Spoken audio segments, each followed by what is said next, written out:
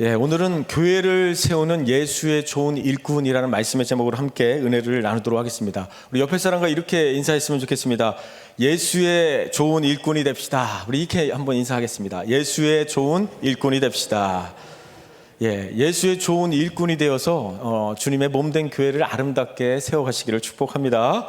우리가 예수 그리스도의 일꾼이 되어서 주님의 몸된 교회를 세워간다는 것은 어쩌면 참으로 기쁘고 또한 감사하고 많이 설레는 일인 것 같습니다. 왜냐하면 하나님의 일꾼으로 부르심을 받았다는 것은 하나님의 동역자가 되는 일이기 때문입니다. 그래서 하나님의 일꾼으로 우리를 부르신 줄 믿습니다.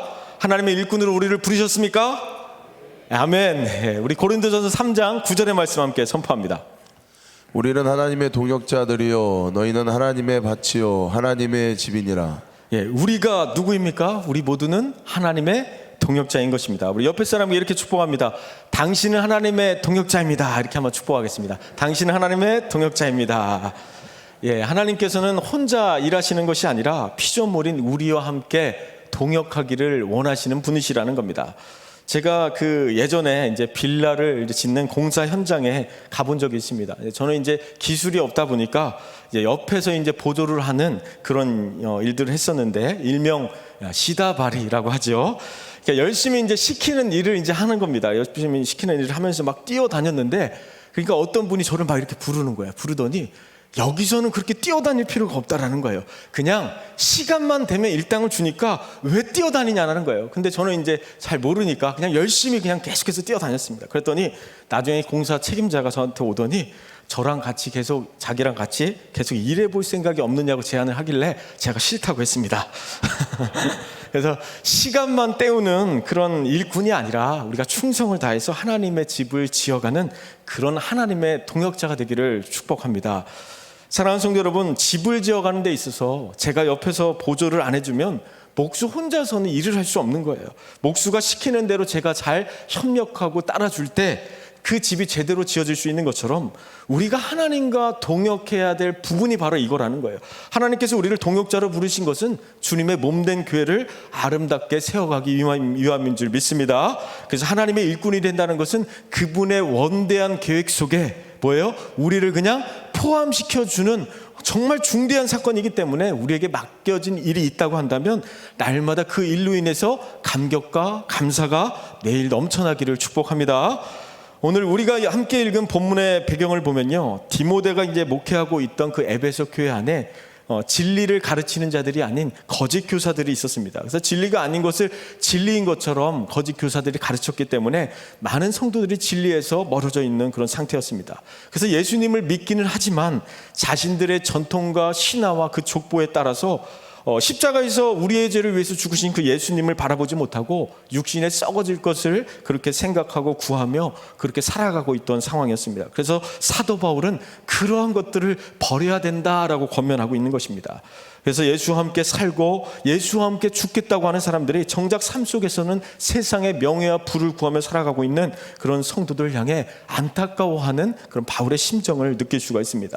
오늘 본문에서 바울이 디모데에게 당부하는 것은요, 육신의 삶을 쫓아가 살아가는 삶이 아니라 예수 그리스도의 좋은 일꾼이 되어 살아가야 된다라고 말씀하고 있는 것이죠. 그래서 이 땅에서 어떻게 살아가는 것이 과연 예수의 좋은 일꾼으로 살아가는 것인지를 오늘 본문 말씀을 통해서 함께 나눠보도록 하겠습니다. 오늘 본문 6절의 말씀을 우리 함께 선포하도록 하겠습니다. 함께 선포합니다. 내가 이것으로 형제를 깨우치면 그리스도 예수의 좋은 일꾼이 되어 믿음의 말씀과 내가 따르는 좋은 교훈으로 양육을 받으리라. 어떤 일꾼이 되라고 말씀하고 있습니까? 예수의 좋은 일꾼이 되어야 된다라고 말씀하고 있습니다. 우리 옆에 사람에게 한번 이렇게 물어봅시다. 예수의 좋은 일꾼이십니까? 이렇게 한번 물어봅시다. 예수의 좋은 일꾼이십니까? 아멘이 터져 나와야 됩니다. 그렇죠? 우리 모두는 이 새벽에 특별히 나오신 분들은 예수의 좋은 일꾼인 줄 믿습니다. 예수의 좋은 일꾼이 되기 위해서는 6절 말씀 보니까 내가 이것으로 형제를 깨우치면 예수의 좋은 일꾼이 뭐예요? 되어라고 말씀하고 있습니다. 이 말은 가르치는 자가 되면 예수의 좋은 일꾼이 된다라는 말입니다. 그러니까 목사가 아닌 우리 성도들이 여러분 잘 가르치는 자가 되어야 하는 그런 이유이기도 합니다. 오늘 말씀에서 이렇게 말씀하고 있는 것이죠. 그래서 제가 왜 굳이 성도들이 잘 가르쳐야 됩니까? 라고 이렇게 질문하는 성도들이 있다고 한다면 제가 이렇게 말씀하겠습니다. 제가 이야기하는 것이 아니라 성경에서 형제를 깨우치는 자가 되면 예수의 좋은 일꾼이 되어라고 말씀하고 있기 때문입니다. 라고 이렇게 이야기를 하겠습니다. 말씀을 가르치는 자가 될 때 우리는 뭐 어떻게 된다고요? 예수의 좋은 일꾼이 될 수 있다라는 겁니다. 그래서 우리는 90일 성경 통독을 통해서 말씀을 배우고 말씀을 읽는 것이 아니겠습니까? 그래서 사생결단 기도회를 통해서 우리가 배운 그 오대솔라를 그래서 우리가 배운 것이죠. 예수의 좋은 일꾼으로 성장하기 위해서는 단순히 우리가 말씀을 배우고 끝나는 자들이 아니라 거기서 어떻게 해야 됩니까? 형제를 깨우치고 다른 사람을 가르치는 자가 될 때 우리는 예수의 좋은 일꾼으로 하나님께 온전히 쓰임받을 수 있다는 것이죠. 그래서 우리가 때로는 좋은 문학 작품을 읽거나 때로는 좋은 강연을 들을 때 재미도 있고 감동도 받을 수 있습니다. 그러나 우리의 영혼이 양식이 되지는 않는다는 거예요. 우리의 영혼을 살찌고 우리의 영혼을 성장하게 만드는 것이 있다면 그것은 오직 말씀인 줄 믿습니다. 저 사생결단 기도회 때 배웠던 그 오대솔라 중 첫 번째가 여러분 무엇이었죠? 다시 사생결단 기도회를 할까요? 네, 첫 번째가 뭐죠? 오직 성경입니다. 오직 성경. 그러니까 오직 성경이라는 것은 무조건 그것밖에 없다라는 거예요. 성경이 아니고서는 안 된다라는 거예요. 그래서 말씀이 아니고서는 우리의 영혼이 살아날 수 없습니다. 말씀으로만 우리의 영혼이 살아나는 줄 믿습니다. 그래서 우리가 날마다 오직 성경으로 날마다 말씀을 배우고 말씀을 가르치는 자가 되어 예수의 좋은 일꾼이 되는 저희들이 그렇게 쓰임받는 저희들이 될 줄 믿습니다. 우리 이사야서 40장 8절 말씀 함께 선포합니다. 풀은 마르고 꽃은 시드나 우리 하나님의 말씀은 영원히 서리라 하라. 자, 따라합니다. 하나님 말씀만이 하나님의 말씀만이 영원합니다. 영원합니다. 예, 하나님 말씀만이 우리 교회와 우리 가정과 우리의 삶에 영원하게 서갈 줄 믿습니다. 지금 에베소 교회 안에 있는 성도들은요, 하나님의 말씀으로 양육을 받지 않고 그릇된 신념을 가지고 마치 그것이 진리인 것처럼 신앙생활을 하고 있었다는 겁니다. 여러분 혹시 징크스라는 말을 들어보셨나요? 징크스. 징크스라는 말은 사전적 의미로는 재수 없고 불길한 현상에 대한 그런 믿음을 말합니다. 그러니까 예를 들어서 우리가 시험을 보러 가는데 미역국을 먹으면 어떻게 된다라는 믿음이 있죠? 시험 보러 가는데 미역국을 먹으면 어떻게 된다라는 믿음이 있습니까? 미끄러진다라는 믿음이 있어서 미역국을 시험 보러 갈 때는 절대 안 먹습니다. 시험 보러 갈 때는 어떻게 하죠? 보통 찰싹찰싹 붙으라고 엿이나 찹쌀떡을 먹습니다.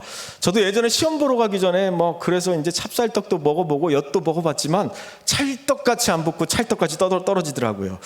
개인적으로 각자가 우리가 살면서 경험했던 그런 부정적인 어떤 일들이 가슴에 깊이 남아서 이럴 때는 안 되더라, 저럴 때는 안 되더라, 그런 어떤 그릇된 신념이 우리의 삶을 지배해버릴 때가 있다는 것입니다. 그래서 주일 성수를 하루 빠뜨렸다가 우연히 교통사고가 나면 어떻게 우리는 믿게 되죠?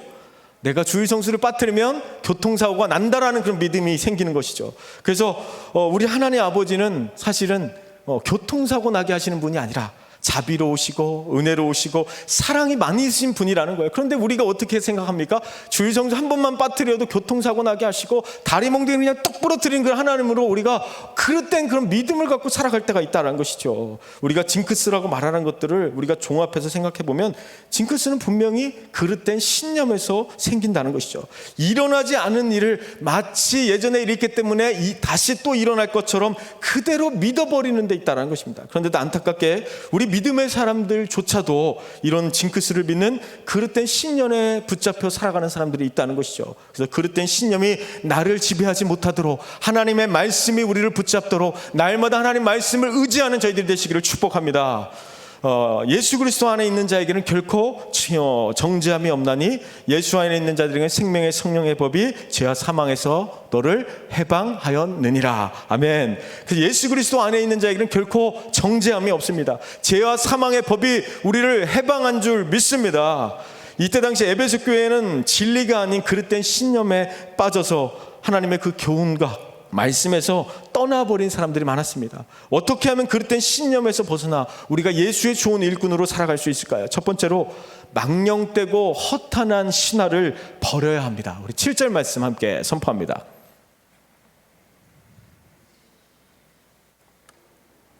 망명되고 허탄한 신화를 버리고 경건에 이르도록 내 자신을 연단하라. 예수의 좋은 일꾼으로 살아가기 위해서는 버릴 것은 과감하게 버려야 한다는 거예요. 예전에 이제 TV에서 그 탤런트 신혜라 씨가 진행했던 신박한 정리라는 그런 프로그램이 있었습니다. 혹시 보셨나요? 집안에 정리가 안 되고 복잡한 집을 찾아가서 이제 그 집을 말끔하게 이제 정리해주는 프로그램인데 그 솔루션은 바로 그겁니다. 안 쓰는 물건은 과감하게 버리라는 거예요. 그러니까 최고의 정리는 버리는 것인 줄 믿습니다. 우리 권사님들 아멘. 버려야지 정리가 됩니다. 버리는 게 이제 답인데 이것도 버리고 저것도 버릴 수 있게끔 최대한 설득해서 그 집을 이제 말끔하게 정리해주는 프로그램이었습니다. 어느 이제 아파트 분여회에서 바자회를 하면서 이런 방송을 했습니다. 관리사무소에서 알립니다. 집안에 안 쓰는 물건이 있으면 바자회에 찬조 부탁드립니다. 라고 했더니 얼마 후에 여기저기서 아내들이 자기 남편들을 끌고 나오기 시작했다고 합니다. 안 쓰는 물건을 이제 버려야죠. 안 쓰는 물건 버려야 되는데 남편들이요 아내들에게 버림받지 않도록 평생토록 쓰임받을지어다. 그림 하나 보여주시겠습니까? 문지방입니다. 문지방. 집안과 바깥을 이제 구분하는 역할을 하는데요. 이제 집과 바깥을 구분하는 이제 경계선입니다. 오늘 본문 7절 말씀에서 망령되다라는 말은 바로 문지방을 넘어선다라는 뜻이거든요. 그래서 쉽게 말하면 똥인지 된장인지를 분명하게 구분하게 하는 그 역할을 한다는 것이죠. 그래서 하나님께서 거룩하지 않다고 말씀하신 그 선을 넘어가서는 안 된다라는 그런 의미죠. 우리 예수 믿는 사람들에게는 분명히 넘지 말아야 할 그런 경계선이 존재합니다. 에덴 동산에서도 아담과 하와가 선악과라는 넘지 말아야 될 분명한 그 경계선을 넘었기 때문에 에덴 동산에서 쫓겨나게 된 것이죠. 우리 예수 믿는 사람들에게는 넘지 말아야 할 거룩한 문지방이 있습니다. 그것을 넘어서는 행동을 향해 오늘 성경은 뭐라고 말합니까? 망령되다라고 이렇게 이야기하는 것이죠. 성경에서 망령된 행동을 인해서 하나님께 버림받았던 대표적인 인물이십니다. 그게 누굽니까? 바로 사울입니다. 우리 사무엘상 13장 13절 말씀 함께 선포합니다. 사무엘이 사울에게 이르되 왕이 망령되이 행하였도다. 왕이 왕의 하나님 여호와께서 왕에게 내리신 명령을 지키지 아니하였도다. 그리하였더라면 여호와께서 이스라엘 위에 왕의 나라를 영원히 세우셨을 것이거늘. 사울 왕은 이제 블레셋과의 그 전쟁에서 이제 전쟁이 임박하게 되자 백성들에게 자신의 욕심을 채우기 위해 그 드렸던 그 일방적인 제사는 하나님이 기뻐하시는 제사가 아니라 뭐죠?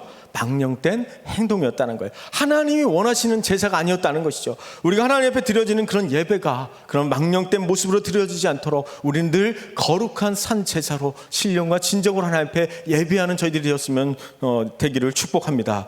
사랑하는 성도 여러분, 우리가 넘지 말아야 할 거룩한 경계선을 지킨다는 것은 너무너무나 중요합니다. 사람과 사람 사이에도 분명히 지켜야 될 선이 있습니다. 그런데 우리 하나님 앞에서도 그런 지켜야 될 분명한 선이 있다는 것이죠. 거룩한 경계선 앞에서 아직까지 머뭇거리는 분들이 있습니까? 늦기 전에 하나님이 원하시는 그 거룩한 자리로 여러분 돌아가시기를 바랍니다.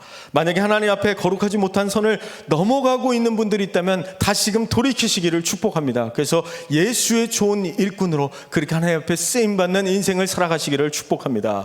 우리 7절 말씀을 다시 한번 선포하도록 하겠습니다. 7절 말씀 선포합니다. 망명되고 허탄한 신화를 버리고 경건에 이르도록 내 자신을 연단하라. 여기서 허탄한 신화라는 말은요, 늙은 노파가 어린 아이에게 들려주고 싶어하는 그런 헛된 말이라는 뜻입니다. 이때 당시 이제 로마 제국에서 유행했던 그리스 로마 신화 같은 허무맹랑한 그 이야기들에 빠져있던 성도들에게 허탄한 신화를 버려야 된다라고 말씀하고 있는 것입니다. 혹시 이제 그리스 로마 신화책을 읽어보신 분들은 알겠지만 정말로 자극적이기도 하고 사람들을 빠져들게 할 만큼 재밌습니다. 그래서 이제 그리스 로마 신화는 기독교와 더불어서 이제 서양 문화를 이루는 이제 두 기둥이다라고 이제 사람들이 이야기하는데, 그런데 문제는 이걸 재밌는 소설로만 보는 것이 아니라 그 신화를 믿어버리는 데 있다라는 겁니다. 그래서 진리의 기준으로 본다면 그리스 로마 신을 믿는다고 하는 것은 하나님 앞에서 매우 망령되고 우상숭배와 같은 아무런 의미 없는 일이라는 것을 성경은 말씀하고 있는 것이죠. 우리나라에도 여러분 어떤 신화가 있습니까? 단군 신화가 있습니다. 단군 신화. 이제 곰과 호랑이가 이제 사람이 이제 되고 싶어서 막 신에게 찾아가서 막 막 조르니까 이제 곰과 호랑이가 이제 마늘과 쑥을 먹고 100일 동안 버텼다는 이야기인데, 그래서 이제 중간에 호랑이는 이제 포기하고 곰은 끝까지 버텼더니 이제 사람이 되었다. 그래서 이제 그 환웅과 그 이제 웅녀가 결혼해서 낳은 게 바로 이제 단군인데, 그 단군이 바로 이제 고조선을 세운 그런 이야기다라고 이렇게 이야기하는 것인데요. 이 단군 신화가 여러분 정말로 믿어지십니까? 저는 어렸을 적에 이 단군 신화가 진짜로 믿어졌습니다. 그래서 아름다운 이 땅에 금수강산에 단군 할아버지가 나라를 세우고 뭐 이런 노래를 뭐 열심히 불렀었는데, 그런데 사실 이 단군 신화는 우리 민족의 뿌리를 만들어주기 위해서 그냥 지어낸 허탄한 신화일 뿐이라는 것이죠. 우리가 가만히 생각해 보면 우리 역시 허탄한 신화에 사로잡혀갈 때가 있다는 것이죠. 우리가 스스로도 생각해 보면 내가 왕년에 이런 사람이었는데 라고 이렇게 말하는 분들 있잖아요. 과거에 사로잡혀 살아가는 분들이 있는데, 이런 분들을 보면 자기를 과대 포장해서 막 꾸며낸 이야기가 많습니다. 소위 남자들은 학창시절에 18대 1로 안 싸워본 사람들이 없습니다. 다 18대 1로 한 번씩 싸워왔는데, 과거는 추억으로 이제 버려버리고 우리는 이제 예수 그리스도 안에서 새로운 피조물로서 하나님 말씀 안에서 예수의 좋은 일꾼으로 그렇게 살아가시기를 축복합니다. 우리 7절 말씀을 이어서 보면 이런 말씀이 있습니다. 내 자신을 연단하라라는 말이 있죠. 여기서 연단하라는 말은요, 연습하라, 절제하라, 훈련하라, 여러 가지 이제 말들로 번역될 수 있지만, 이 말의 본래 의미는 운동 시합에 참가하는 선수들에게 훈련의 의미로 쓰여진 말입니다. 그래서 올림픽에서 금메달을 따기 위해서 피땀 흘려 운동하는 그 선수들을 여러분 상상해 보시기 바랍니다. 그렇게 정신적으로 영적으로 아주 특별한 기술을 익히기 위하여 지속적으로 훈련을 한다라는 그 의미로 그렇게 쓰이고 있습니다. 대한민국의 건장한 남조라면 대표적으로 연단받는 곳이 어디입니까? 바로 군대입니다. 사람들은 이제 남자는 군대를 다녀와야 사람이 된다라는 말을 하는데요. 그러니까 고생을 해봐야 사람이 된다라는 것이죠. 저도 이제 군대를 다녀왔지만, 군대 다녀와서 사람이 된다기보다는 예수를 믿어야 사람이 되는 줄 믿습니다. 그래서 오늘부터 군대 안 다녀오신 분들이 있다면 군대 이야기 할 때마다 막 주눅 들지 말고 이제는 예수만 잘 믿으시길 축복합니다. 우리에게 왜 연단과 훈련이 필요하겠습니까? 그것은 하나님께서 창조하신 목적대로 그렇게 쓰임받고 그렇게 살아가기 위해서입니다. 우리가 아무리 최신식 스마트폰을 가지고 있다 할지라도 그 기술을 우리가 훈련하지 않으면 그 스마트폰을 활용할 수 없는 것처럼, 예를 들어서 스마트폰에는 수백 가지 기술이 있다고 합니다. 그런데 이제 만약에 스티븐 잡스가 이제 스마트폰을 개발했잖아요. 그런데 이제 스티븐 잡스가 이제 죽었는데 다시 만약에 살아나서 우리의 그 상황들을 본다면 얼마나 안타까워하겠어요. 왜냐하면 우리는 스마트폰을 보통 문자하고 전화하고 카톡하고 보통 한 이 세 가지 정도만 이렇게 쓰고 있거든요. 그런데 이 스티븐 잡스가 스마트폰을 개발할 때는요, 엄청난 그런 어떤 비전과 꿈과 계획을 가지고 수많은 그 기술들을, 수백 가지의 기술들을 이 스마트폰에 집약해 놨기 때문이라는 것이죠. 그래서 단순히 카톡이나 하고 문자나 하라고 스마트폰을 만든 게 아니라는 것이죠. 이와 같이 하나님께서 우리를 창조하실 때는 우리가 하나님께서 그 사용하신 그 목적대로 하나님 주신 많은 그 달란트들을 우리가 만약에 사용하지 못해서 우리가 그렇게 쓰임받지 못한다고 한다면 얼마나 안타깝냐라는 거예요. 그래서 우리가 하나님 주신 그 달란트들을 잘 연단받고 훈련하여서 좀 하나님이 창조하신 목적대로 그렇게 쓰임받는 저희들이 되시기를 축복합니다. 네. 운동선수들에게는 땀을 배신하지 않는다라는 그 이야기가 있습니다. 우리가 경건에 이르기 위해서는 운동선수들이 피땀 흘려 그렇게 연단하듯이 우리 예수 믿는 사람들에게도 이 연단이 필요하다는 것이죠. 예수의 좋은 일꾼으로 우리가 어떻게 연단받고 새롭게 우리가 거듭날 수 있느냐, 바로 이것이 너무나 중요한 것이죠.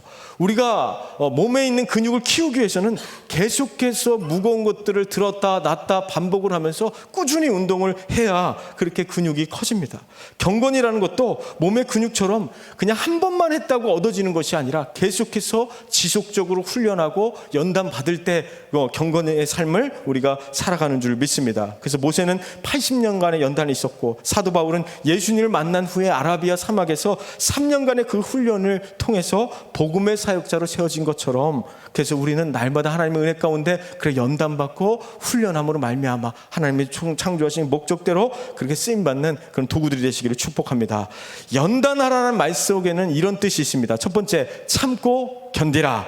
따라합니다. 참고 참고 견디라. 견디라. 두 번째는 수고하라. 수고하라. 세 번째는 열심히 노력하라. 열심히 노력하라. 이런 의미들이 이제 포함되어 있는데요. 그런 이제 훈련들을 통해서 하나님께 맡겨진 그 일들을 예수의 좋은 일꾼으로서 온전히 감당할 수 있게 되는 것입니다.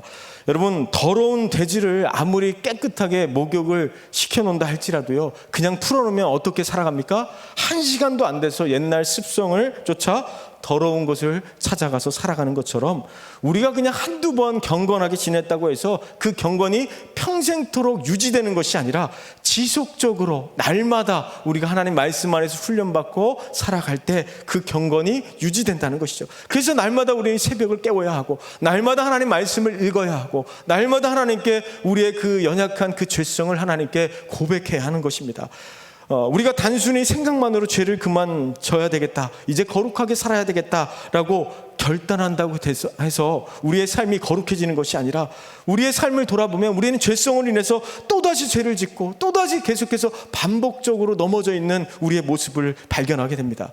예전에 제가 이제 초등학교 다닐 적만 해도 화장실이 집 안에 없었고 바깥에 있었습니다. 일명 이제 푸세식 화장실인데요.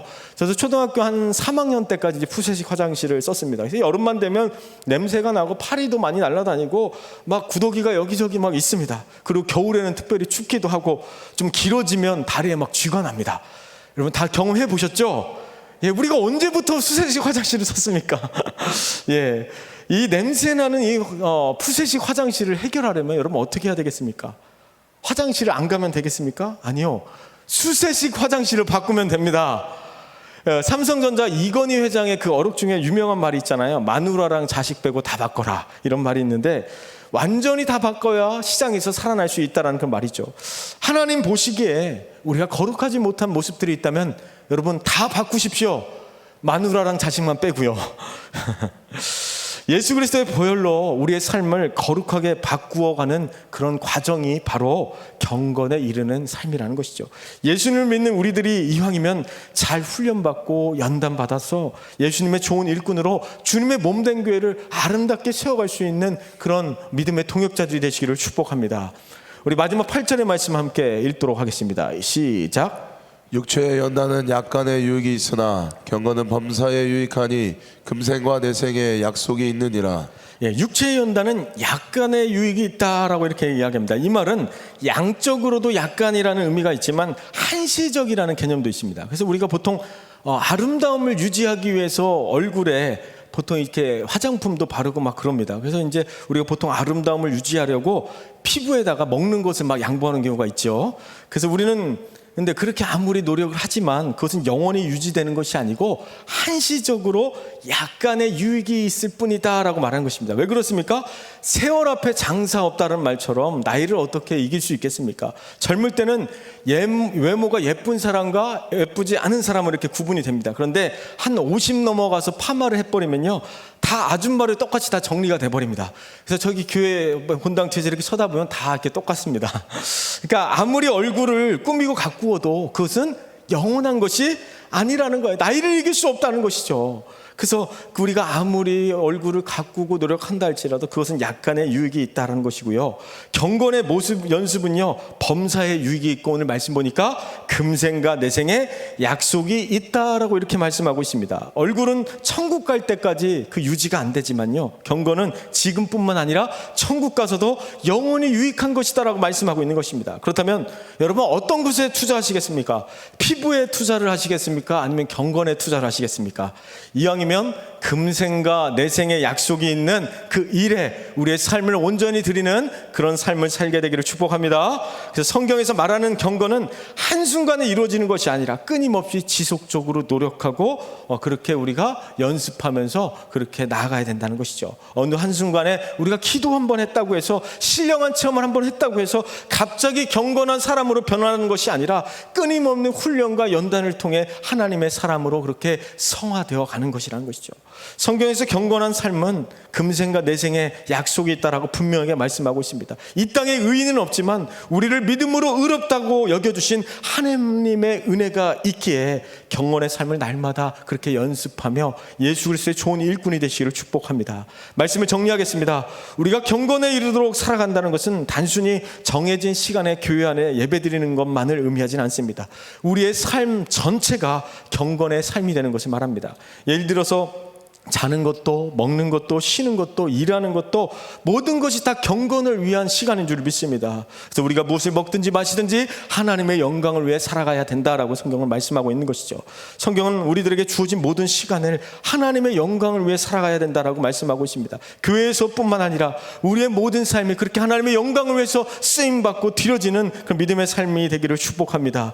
사랑하는 성도 여러분, 사람들은 누구나 좋았다고 생각하는 그런 영광스러운 그 기억들, 좋았던 기억 속에 머물러 있고자 합니다. 그러나 우리는 끊임없이 우리를 유혹하는 망령되이 행하는 그 육신의 모습에 우리가 사로잡혀 살아가는 자들이 아니라 날마다 하나님 말씀에 붙잡혀서 날마다 하나님의 풍성한 은혜를 누리면서 주님의 몸된 교회를 세워가는 예수의 좋은 일꾼들이 그렇게 되시기를 주님의 이름으로 축복합니다.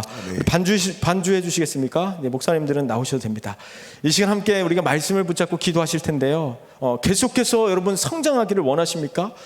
저 또한 시간이 지날수록 머물러 있는 자가 아니라 계속해서 성장하고 계속해서 하나님 말씀 가운데 거하는 그런 사람이 되고 싶습니다. 여러분도 마찬가지가 아니겠습니까? 시간이 지날수록 예수님의 그 성품을 더 닮아가는 그런 거룩한 삶이 되기를 축복합니다. 예수의 좋은 일꾼이 되기 위해서 새벽에 기도하는 것뿐만 아니라 성경 읽는 것, 기도하는 것, 전도하는 것, 우리가 경건에 이르는 그 삶을 산다는 것은요, 쉬운 일이 아닙니다. 너무나 힘들고 너무나 어렵지만 우리가 예수의 좋은 일꾼으로 살아가기 위해서 우리가 그 믿음의 결단 가운데 나아가셨으면 좋겠습니다. 하나님, 우리를 의롭다라고 여겨주신 그 하나님의 은혜를 오늘도 바라보면서 그 십자가에서 이루신 그 하나님의 영광스러운 그 은혜를 다시 한번 바라보면서 하나님, 우리가 하나님 말씀 안에 거하겠습니다. 경건한 삶을 살 수 있도록 우리를 붙잡아 주시옵소서. 그래서 우리의 모든 연약한 것들 시시간 십자가 앞에 다 묻어두고 예수의 좋은 일꾼들로 살아가게 해달라고, 하나님 말씀의 능력을 거머쥐게 해달라고 주여 삼창하시고 통성으로 함께 기도합니다.